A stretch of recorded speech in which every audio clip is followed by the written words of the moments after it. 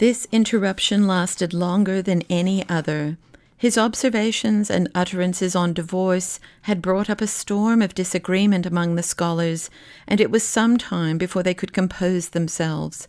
There was heard in the meantime a crackling of parchment as they unrolled their scrolls and pointed out to each other the exact passage in which their ancient teacher Moses had given his permission to divorce. Their faces grew obstinate, and with violent gestures they shook their heads, saying, "No!" As against this, they were nearly all in accord with him when he bade them have faith in God and take no care for the morrow. He told them to look at the birds of the air, which neither sow nor harvest nor gather into barns, but which their Father in heaven feeds. And are ye not better than they? And why do you take thought for raiment? Consider the lilies of the field, how they grow. They toil not, neither do they spin. Yet I say unto you that Solomon in all his glory was not arrayed like one of these. And he pointed to the flowers blossoming at his feet. If God so clothe the grass of the field, which today is, and tomorrow is cast into the oven, shall he not clothe you, O you of little faith? It is a beautiful saying. I heard a happy voice, and the faces of the poor were filled with beatitude at the thought that they would no longer need to toil or spin, to sow or reap, or prepare against the winter rains, but would put their trust in God, who would feed them like the birds of the air, and clothe them like the flowers of the field.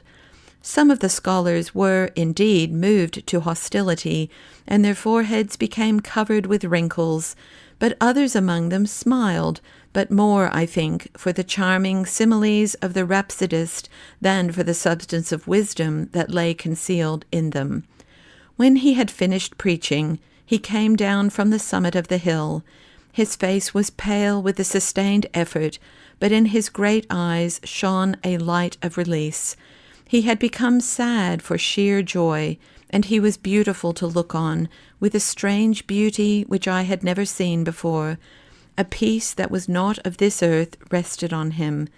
Then something happened to me which I remember clearly, but for which I have never been able to find an explanation. The moment he descended from the summit, he was swallowed in a circle of rabbis and scholars who engaged him in discussion.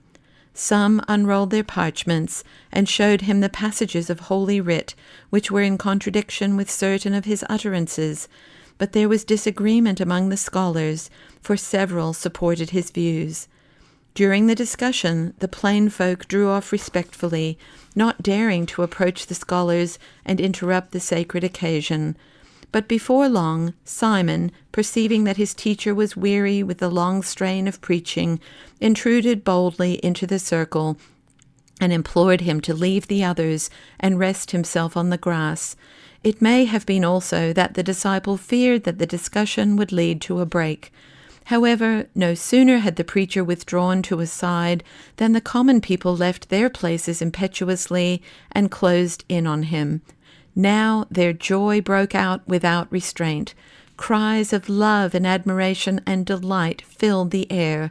One would have said that here was a hero who had just returned from the battlefield, bringing victory.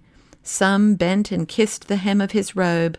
Others were content if they came near enough to touch it. And suddenly there were youngsters also, children who had remained in the background till now. Their parents brought them forward to have him place his hands on them and bless them. Suddenly there were also numbers of the sick who pushed their way frantically through to him. The disciples struggled with the multitude, particularly the sons of the woman Zebedee, but they could not clear a way for him. It was only when Simon lifted him up in his iron arms and carried him off that the circle was broken. Even so, the multitude streamed after them like a torrent bursting through a dam. And the thing that happened to me was this. I repeat it with shame, but it is the truth. I, the Syriarch of Jerusalem, forgot my dignity, my standing, and my identity.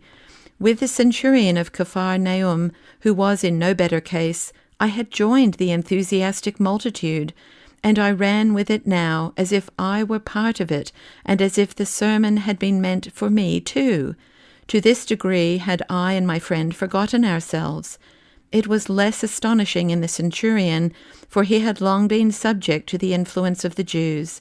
But I, the commander of the Antonia citadel, the right-hand man of the procurator Pontius Pilate, that I should behave in this incredible fashion. I confess, here and now, that at the time of the Sermon on the Hill, I came within a hand's breadth of yielding to the man's magic. Shall I go further and reveal the final details? Caught up in that atmosphere of wonder, I approached, and for the first time in my life made obeisance to a Jew. When he saw this, he stood still and regarded me with an expression of pain and compassion, and I felt something in me breaking. What is most amazing in all this, I speak of it with difficulty, is that at the moment I was not even ashamed of my subjection to him. That emotion overwhelmed me later, but at the time I was aware of a struggle within me, evoked by the mournful and compassionate eyes which he bent on me, a struggle between anger and yearning. The pale face, fringed with the young beard, the frail body, the slender neck, the expression of infinite pity touched me so that I felt very near to him. I was aware also of something beyond my comprehension hovering about him, so that I was not free from fear too. Then I remembered myself. Anger took the upper hand. I turned hastily and said to my friend, "Come, let us go from here." And I fled. It was the awareness of my fear which had pulled me up in time.